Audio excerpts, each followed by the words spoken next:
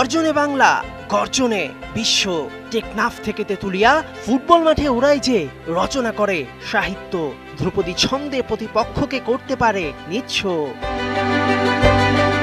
বছরব্যাপী ভালো খেলার ফল পেল জাতীয় দলের দুই ফ্রন্টলাইনার রাকিব আর মোরসালিন।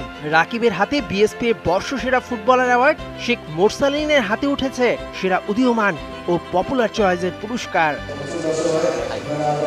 দর্শক সারিতে বসে দেখেছেন বাফুফের লীগ কমিটির চেয়ারম্যান ইমরুল হাসান। ক্রিকেটের সঙ্গে সমান পাল্লা দিয়ে লড়াই, লাল সবুজের প্রতিনিধিদের নিয়ে গর্বিত বসুন্ধরা কিংসের এই প্রেসিডেন্ট।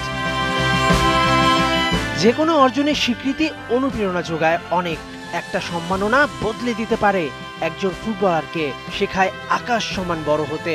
অনুষ্ঠান দেখতে দেখতে হয়তো এমনটাই ভাবছিলেন বাফুফের সহসভাপতি, তাই তো এবার নিচ্ছেন অভিনব উদ্যোগ।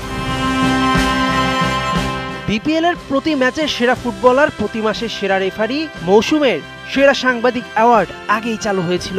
নতুন খবর, দেশের ইতিহাসে প্রথমবারের মতো মৌসুম শেষে বিপিএল এর সেরা স্ট্রাইকার, সেরা মিডফিল্ডার, সেরা ডিফেন্ডার, সেরা গোলকিপার, সর্বোচ্চ গোলদাতা এমন অনেক পুরস্কার দিতে যাচ্ছে বাফুফে। গালা নাইট করে জমকালো আয়োজনে পৌঁছে দেবে সাফল্যের স্বীকৃতি। মৌসুম শেষে আমাদের একটা গালা নাইট করার ইচ্ছে আছে।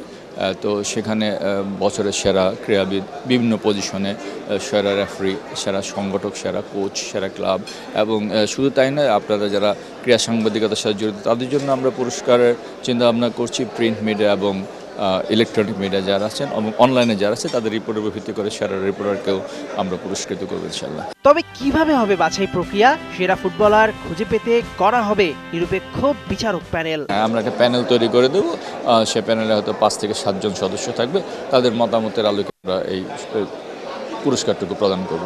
এখন আমরা আলোচনা পর্যায়ে আসছি, সেটা হচ্ছে বিসিএল এর জন্য শুধুমাত্র বিসিএল এর টিমকে নিয়ে মৌসুম শেষে একটা আলাদা একটা টুর্নামেন্ট করা।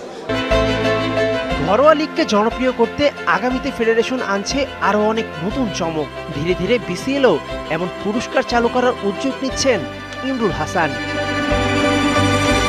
মেহেদী নাইম, ৭১।